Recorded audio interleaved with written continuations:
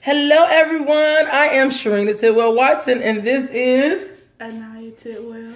And she has the opportunity to share with me today for Addicted to Happiness because she's home and she's not feeling 100%. However, we are believing that she is healed and whole. So keep praying for my baby. Again, happy Addicted to Happiness Tuesday. As I told you guys, I'll come to you every week to give you a synopsis or summary of what we talked about in our Addicted to Happiness class on Monday. So yesterday we did the Addicted to Happiness Lifestyle Call, and I was the guest speaker on yesterday. And I had the opportunity to share some of my past experiences with the class on the call on yesterday. So I challenge you to be on the call February the 19th.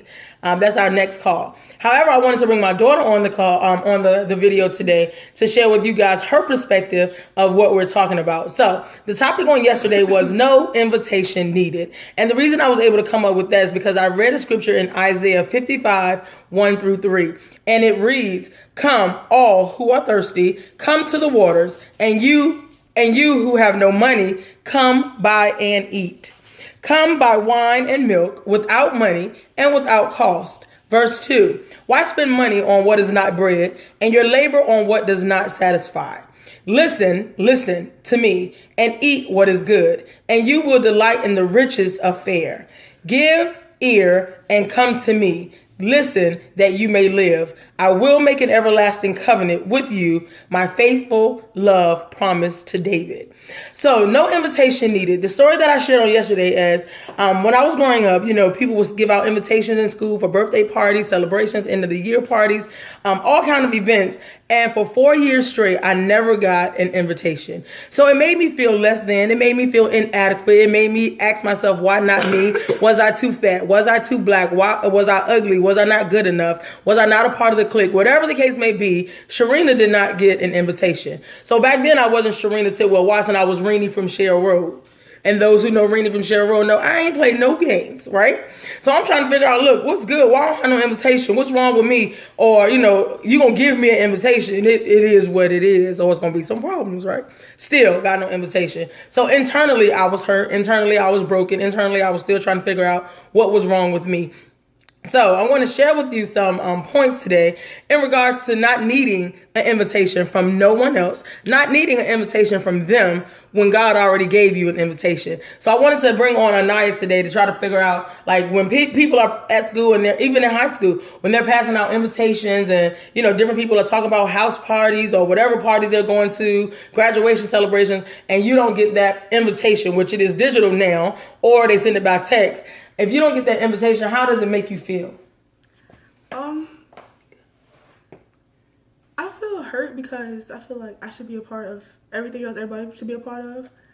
But at the same time, it doesn't really bother me because it's more parties to come and I could have something better to do besides go to a party or to a house party where who knows what's going to happen.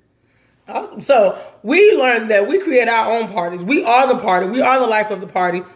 So as you know, me and my children celebrate all the time. We don't necessarily have to be at somebody else's party. We'll create our own party and have family, friends, and our school classmates over here. And we'll have our own party because we don't need their invitation. So what I want to share with you today is knowing that you don't need their invitation. So 3 questions I want to ask you, or 3 questions I want to share with you is, who's invited to the party? What are they offering at the party? And what are they told to do in order to get an invitation to the party? So who's invited to the party? Usually the cheerleaders, the football players, depending on your level of success, you're invited to the party and all these other things. That's why you're invited to the party. God said it doesn't matter who you are. You're invited to his party.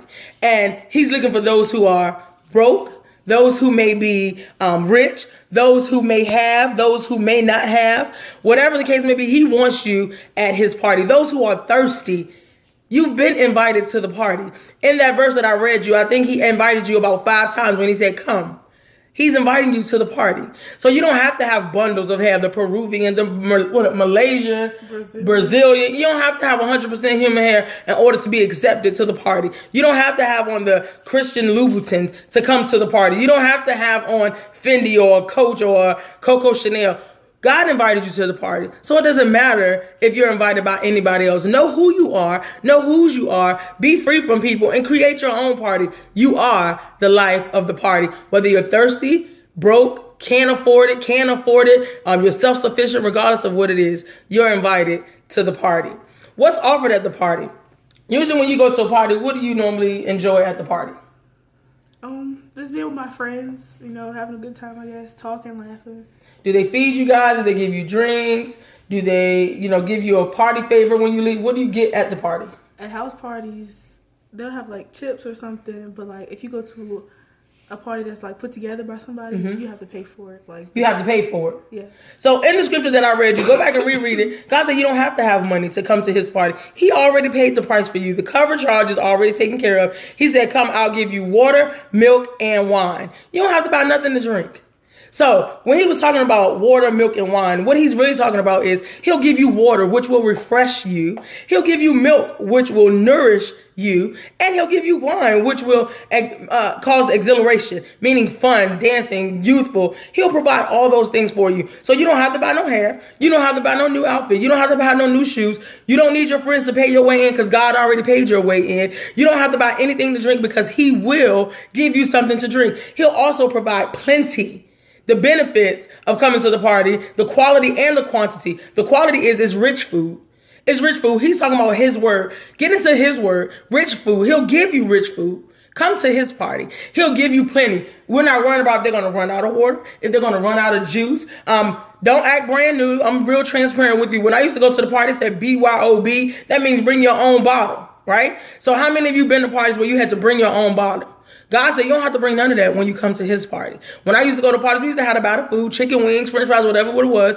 God said when you come to his party, you don't have to buy none of that. Some of us still, go to the alley and they have, some of the people say the best chicken wings. I know the Comfort Zone have great chicken wings too. But when you go there, you have to pay for it. When you come to God's party, you don't have to pay for those things, guys.